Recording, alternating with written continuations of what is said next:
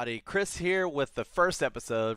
I guess we can call it the first episode. Not sure how many times we'll do this or if it will even ever happen again. Who knows? Nothing permanent here. But we're just going to go ahead and title this Dead Funny News. And I'm here to cover something. And that thing that I'm covering is we finally did it, folks. We got our teaser to the legendary Final Fantasy VII Remake. I'm so happy. So happy. So excited. So basically what I'm going to do here is we will watch the trailer together, and then, so this is not like a reaction aspect because I've already seen it. We'll watch the trailer together just so that way in case you haven't seen it, you can watch it, and then basically I'll go through pieces of the trailer and kind of point out things that I think are interesting, things that I've already seen that kind of might be missable, maybe not, who knows, and just discuss, what I'm looking forward to, what I hope happens, and everything else leading into E3. So we'll just go ahead and jump right into this trailer right quick and start there.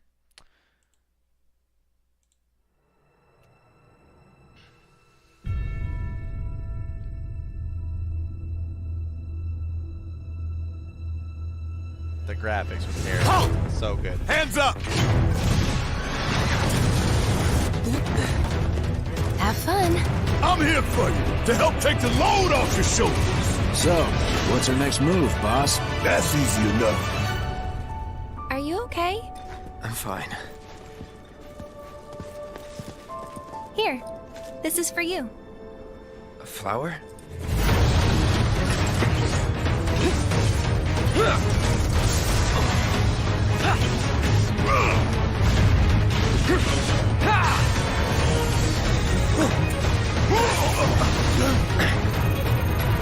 Can you bear to see the planet suffer? Cloud.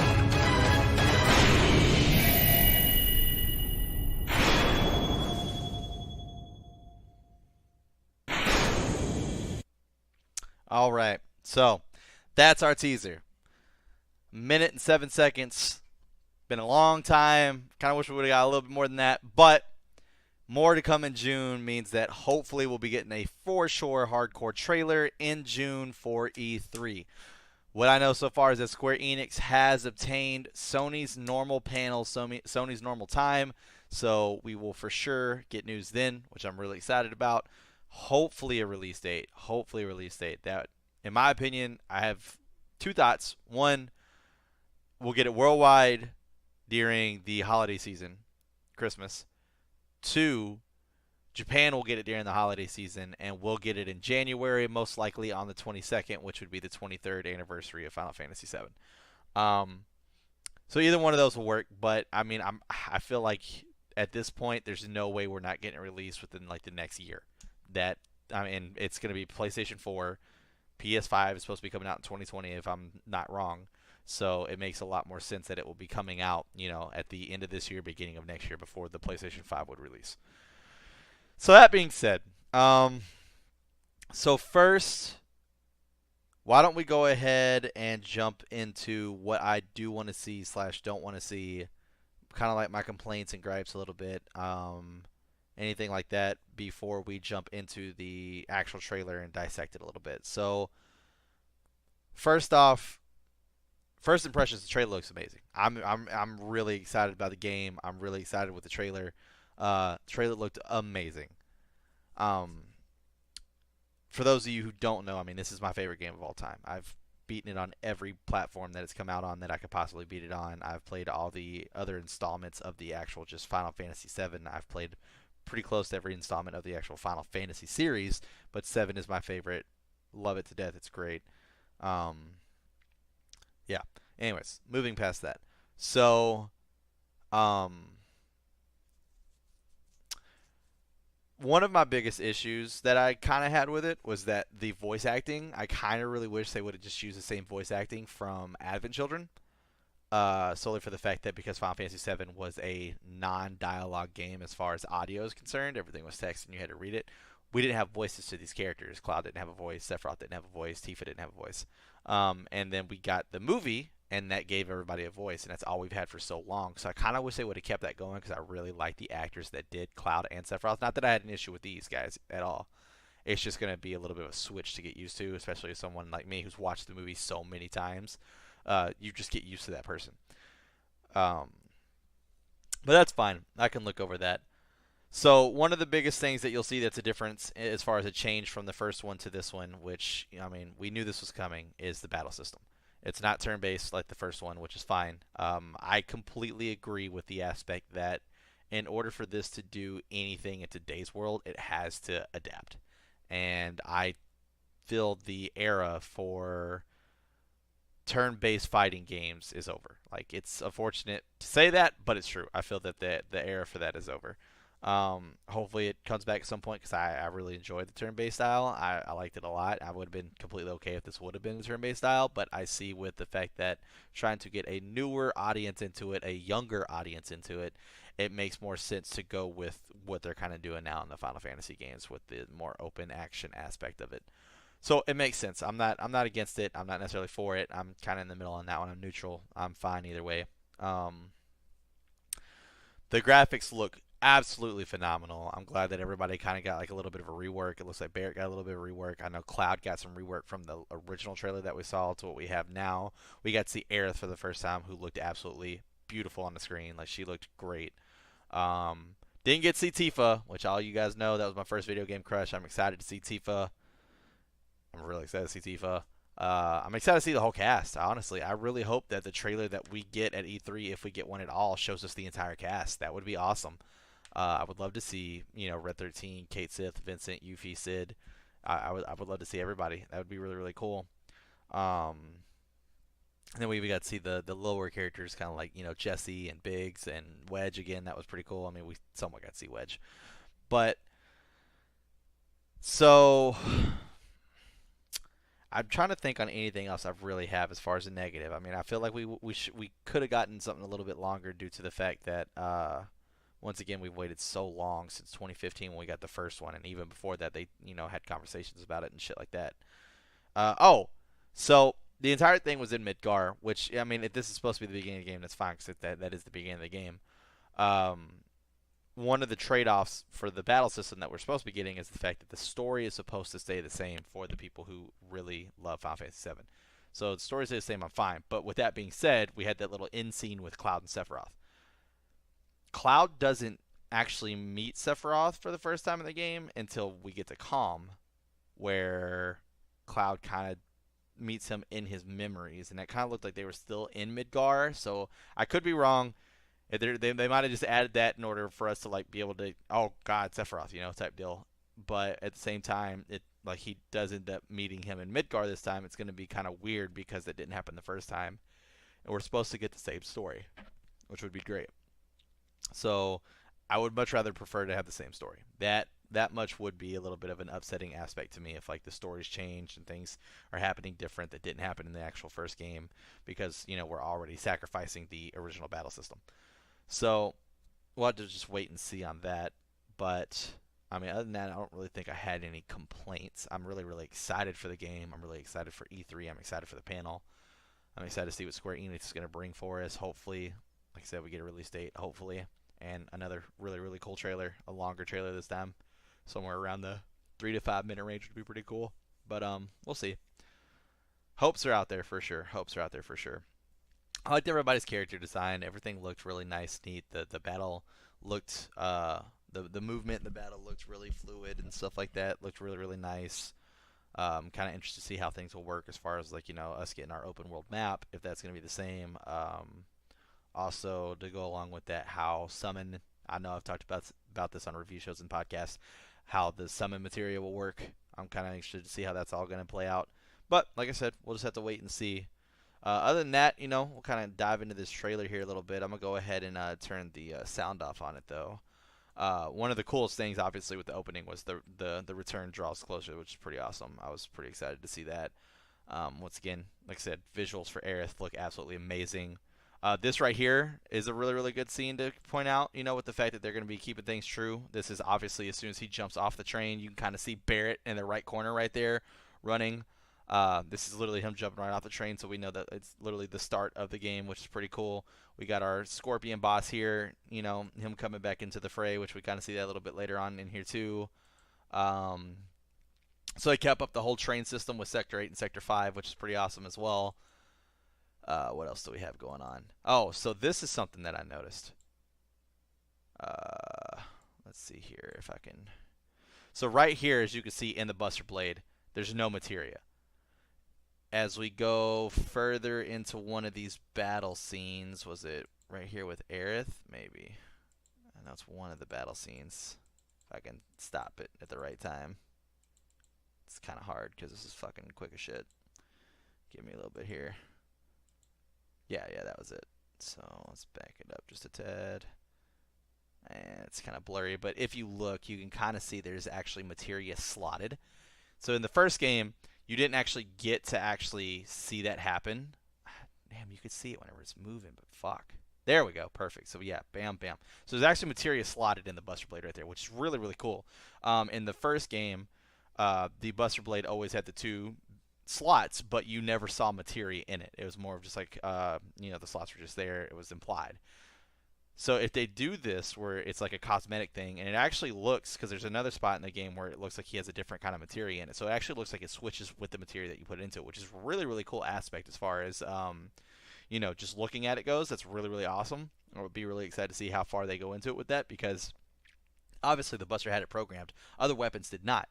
So it would be pretty cool to see other weapons actually have that programmed into it too. I mean, we'll see how it goes. It might just be something for the Buster Sword, which I'm completely fine with. But I thought that was something really, really cool to point out. Another thing, whenever you're fighting, let's see, what enemy was it? I want to say, yeah, this. So a block. We actually are going to get a block feature, which is kind of cool. I'm excited to see that and see how that all works out. One of the things that I like about the battle system that we got told on how that's going to work is that you're going to have your normal 3-team battle system, which is awesome, but you can switch through them as fluid as you want to, which will give people who like Final Fantasy VII and might have a different favorite character. For those of you who obviously know Dylan, part of the Dead Funny team, is a huge Vincent fan. So he would be able to constantly just play as Vincent through all the battles and stuff, which gives you a chance to just play with your favorite character, which is pretty awesome. I mean, I'm still going to be Cloud because I love Cloud. It's my favorite character, but just knowing that that other aspect is out there is pretty cool. But it also depends on how the material will work as well. I mean, Tifa is my healer. Red 13 is my defense, and Cloud's kind of like my haste slash damage dealer. So we'll kind of see how it all plays out. The battle system itself kind of looks different, but it seems that I'm kind of in the way for that. So let me go ahead and do this right quick. Anyways, as you can see with the battle system here, we've got Punisher, attack, and then the commands menu. In the commands menu, it seems like they kind of just shortened that, which, with the commands, depending on how many commands you have with command materia, is what you actually got to see. So it's really, really cool that they actually shortened that for, sometimes because it would get in the way judging on what you had on you. Some people complain that they're not happy about the fact that that's like a smaller system. I don't think that's really something to complain about if we can open it up. We kind of seen the same thing happen with Kingdom Hearts 3. And that's kind of seems like the actual menu that they're going for here is like a kind of a Kingdom Hearts 3 menu, which is pretty cool. But, I mean, we'll have to just wait and see what happens with all that whenever it's all said and done. One of the other things that I definitely want to touch on here is the limit breaker system. So we actually did get to see some limit breakers here. For instance, in this first battle with the soldiers, that's Cloud doing Braver right there. We also see Barrett do Big Shot a couple times throughout this thing. Cloud also did Cross Slash as well, which is pretty awesome. So that means that we're going to be able to continue to have I mean, it looks like the same motions from the first game, which is great. Which means that, a lot of this is going to look really fluid with it. And, I mean, there we go. There's Big Shot right there. There's Cross Slash right there. Like, it looks really fluid and really nice with it. So I'm excited to see how the other limit breakers come into play, like Omni Slash and stuff like that, where it's a little bit more stuff. Or, for instance, one that I'll be really excited to see will be Tifa's limit breaker. See how all those come into play. That would be pretty awesome. So something else to notice here, too, as far as the scenes go. A lot of this looks like shot from the game, which I know there is a fan compilation out there where they took screenshots from the old game and showed this, like, compared as far as, certain aspects of the game. One of the main things that I was really excited for, obviously one here in Aerith's theme again, brings tears to my eyes, but this scene, the flower scene, is just such a good scene for, like, them to show in this trailer, for this to be like, hey, we're finally here with it, because it's such a big choice to have in the first one as far as a romance actually goes into the game, which I know I talked about in the DFU, which, by the way, in case you're watching this and you don't know, we are doing a DFU series where it's our first semester series, and I am teaching Kelsey Final Fantasy VII. So if you're interested in that, go check it out. We have one episode up now, and like I said, it's going to be a series that spans over multiple episodes.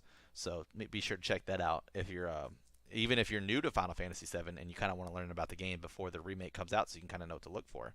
That will be there for you as well. I strongly suggest playing the game for yourself, obviously, but it is what it is. Anyways, so yeah, but this flower scene is such a strong scene, and for that to kind of be like something that they added in here is pretty cool. That right there is another. So what we just saw there is a enemy named Apps. It's a boss, and he got a lot of rework done, which is pretty awesome. He actually looks like a pretty fucking scary enemy, which is pretty awesome. Because a lot of these guys kind of looked a little bit more cartoonish in the original game. So, take that as you will, but it was, that kind of game back then, I guess. So I'm actually excited to see how many of these got redone, because that's not our only guy. Even these smaller enemies, which don't look smaller, actually bring a lot of these enemies to like a life-size aspect. Kind of makes them a lot more intimidating, honestly, because this is one of your like standard sweepers. Like, these guys would show up in a battle with like a couple little fucking military men, and you'd wipe them out in like 2-3 hits until you get like high level, and then it's just one hit. So to see like this huge version of them, like, it actually brings these enemies to a different light that I'm really excited to see what they do with multiple different enemies. That's another enemy from the game. A lot of these are the actual enemies from the game. This right here is another boss. Being able to see this boss show up and be a boss fight in this game too, like, once again shows it's true to the whole thing. Them dodging a tail laser is actually kind of like a nod at the users or at the players, because in the first one it was, Cloud actually says that, hey, watch out, don't attack while its tail is up, or it will do, or it will counterattack with a tail laser, which does a lot of fucking damage early game, which is pretty cool. Just see stuff like that. We've got the bomb blown up on the fucking reactor. A lot of this just looks so good. I'm really, really excited for everything about this game, honestly. I really am. There's the little bit of wedge that I said that we got, and we got Jesse. I think we saw Biggs right before that too. Yep, there's Biggs jumping over. Everybody's getting ready to get into position. I'm extremely excited to see what we get. I'm extremely excited to see what we get. So far, it looks really, really good. Yeah, I'm just gonna stay hopeful. Honestly, I'm a big fan of the series, and I hope that this game's gonna do it for me. If the story's the same and everything is kept exactly the same, I'm gonna be happy. Obviously, once again, the battle system's gonna be different. I'm excited to kind of see how that's gonna work.